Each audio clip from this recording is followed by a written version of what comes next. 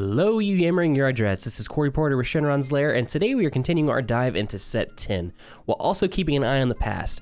One of my favorite aspects of the new set is that I feel like it's breathed a lot of life into older leaders and older strategies, so today we're going to be taking a look into that while we're looking at the red pan leader running a red-blue engine. As always, you can find all of our deck testing over on twitch.tv/Shenron's Lair. We stream every Tuesday and Thursday, 12 p.m. to 3 p.m. Central Standard Time. We also have a Discord, so if you're looking for a chill place to have Dragon Ball conversations, share lists, or ask questions, feel free to check it out. The link will be down in the description. If you like what we do here, be sure to smash the like and subscribe to the channel. It'll really help us out. And then now let's go ahead and get on over into the list. All right, so as we talked about, we're looking at the Pan leader. So if you're unfamiliar with Pan, let me kind of go over her. So on her front side, she has an auto once per turn. Whenever you play a battle card, that card gets plus 5k power. And then if it's a 15k or more, you draw a card. And then whenever your life is at 4 or less, you may untap 2 of your energy and flip this card over. And then on her backside, she continues to have that auto. And then she also, whenever she attacks, you draw a card. Now, something to pay attention to is that that auto is on both yours and your opponent's turn. And it's the first battle card you play. So you're able to draw on both turns, which is really, really nice. Moving on to the list, the first card I want to talk about is a card that I think is not quite getting the attention it quite deserves, and that is Shenron, Unison of Calamity. So he is a 3-spec red, and he's a 20k permanent. Your red card is going to attack your opponent's battle cards in active mode, so that's your red leader, your red Unison. That's a very, very strong effect. And then for his +1 effect, activate main, choose up 2 of your opponent's battle cards, and they get minus 15k power for the turn. And then his -2 effect is activate main, look at your opponent's hand, choose 1 battle card with 25k power or less, and discard it. Now, in general, this Shen is very, very powerful. The one thing that makes him, I think, maybe over the top of a lot of Unisons in general is the fact that he's a 20k as opposed to a 15. So in order to really start removing markers from him, you are generally going to have to start using combo power. Your leader can't just swing into it and pressure it. You've got to start using power. And then offensively, being a 20k, you've got to really use extra resources to defend him just by himself.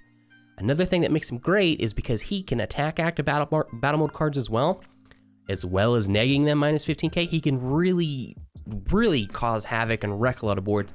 Now, obviously, this doesn't ignore barrier, but there's a lot of cards in the format now, especially in set 10, that do not have barriers. That's a really, really great effect. And then finally, just the fact that on potential kill turns or whatever it is, you can just get the information of looking at your opponent's hand and seeing what they have effectively for free because you don't have to pay energy for it. And then you get to rip a card out of it, like a super combo or maybe a big threat you don't want to deal with, a counterplay kind of card.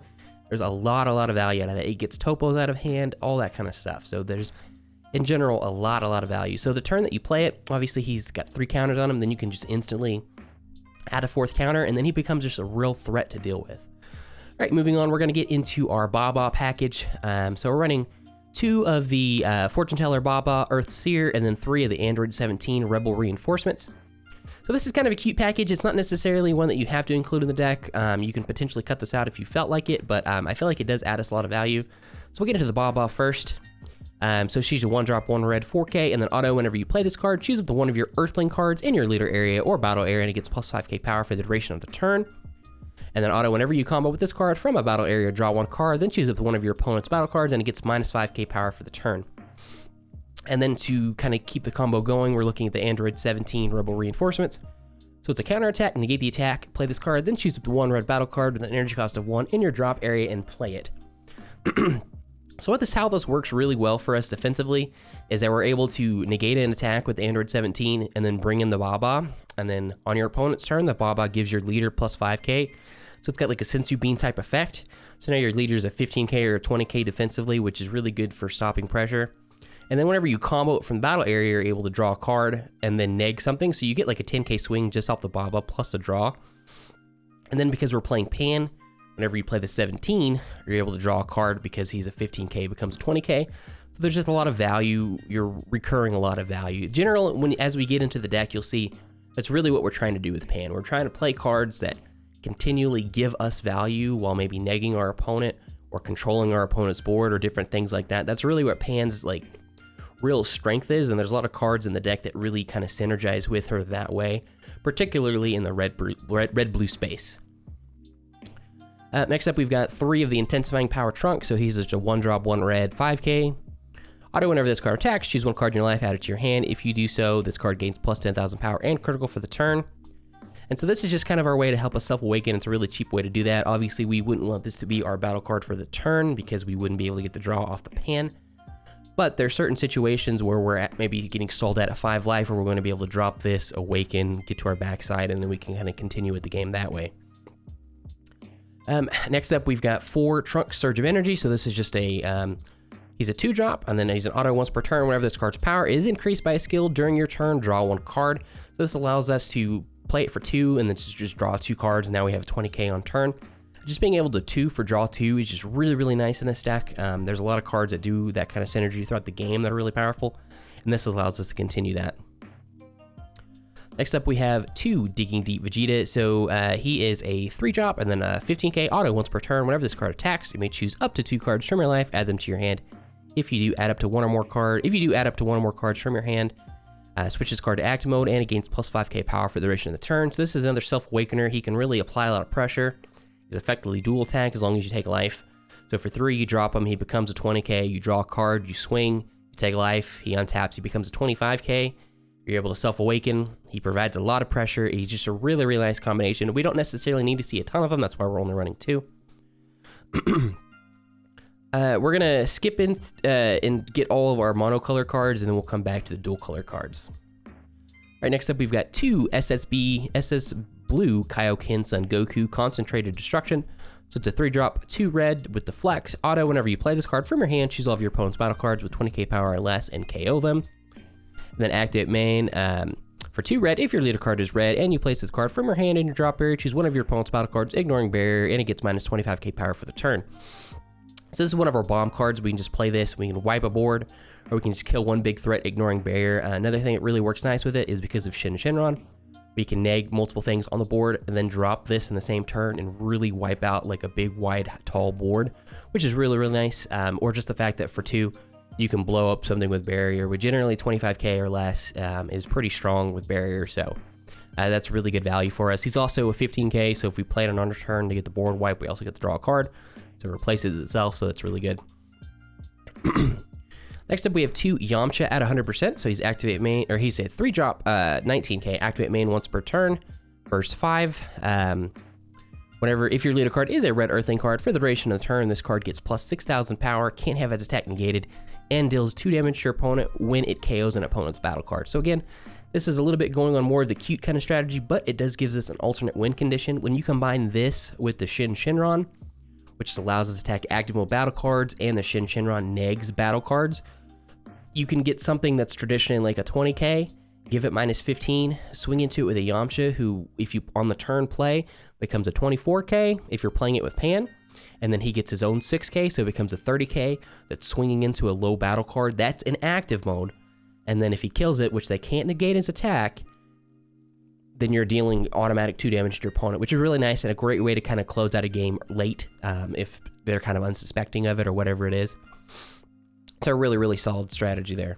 All right, next up, we've got 3 Yamcha Merciless Barrage. So it's a 3-drop for 1 red. It's a 15k. Counterplay, you can't activate the counterplay skills of other cards for the turn, and then choose up to 2 of your opponent's battle cards. They get minus 15 power for the turn, then play this card. And then permanent, if you have a red unison card with 2 or more markers in play, you can activate this card's counter skill from your hand without paying its energy cost. So this is just, by itself, just a great card. As long as we have Shin in play, this is free. So it's a free on your opponent's turn or your turn, minus 15k to 2 battle cards. With Pan, we're able to play it for free, then draw a card. So it just gets us really great value. By itself, it's just a really great card. And then when you include it with the card draw from Pan, you just really increase its value even more. Next up, we have 4 Topo Righteous Aid. So pretty much everyone knows what Topo is by now, but it's a really great negate.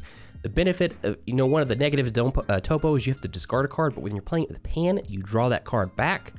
So you're really keeping your hand nice and solid.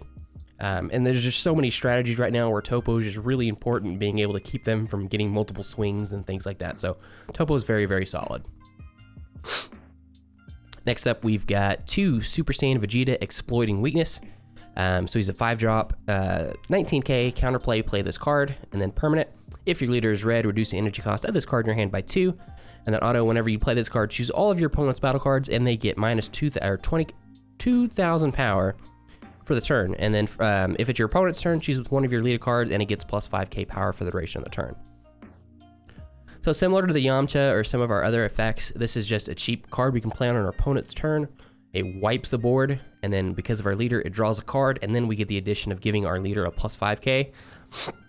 So we get a Sensu Bean effect. So this is a very defensive card, just a really great way to kind of just take advantage of a situation and blow up a board when your opponent's really not expecting it. We're only running a 2 of because we do have a lot of other counterplay cards in the deck, and this does cost 3, so it's a little bit pricier, but it really kind of fits in with what we're wanting to do. Then we're running 3 Unyielding Spirit Sun Gohan. So this is a 3-drop, 1 blue, 15k. Counterplay, play this card. Permanent, if a multicolor card is in your energy, reduce the cost of this card in your hand by 1. And then auto, whenever you play this card, choose with one of your opponent's battle cards with an energy cost of 4 or less, return it to its owner's hand. Then if it's your opponent's turn, choose with one of your blue energy, switch it to active mode. So again, this is just more counterplay. We're playing on our opponent's turn. We're able to bounce things back to keep them from having to deal with it. This also untaps, so it only effectively costs 1. And then because of our pan leader, it draws us a card. This is one that I was kind of back and forth on including. I personally felt like I needed more solid blue energy or combo power, and particularly for some of the arrival cards, which we'll get into in just a little bit. Something else that you could potentially replace this with that I've kind of been toying with is the Android 18 Never Ending Energy. So she's a 3-drop, 1 blue, 20k auto. Whenever you play this card, draw 2 cards. So obviously with Pan, she becomes a 3-drop, draw 3 cards, 25k, which is really, really solid and something that I may really make the consideration of switching for this Gohan, just because we already have so much counterplay as is.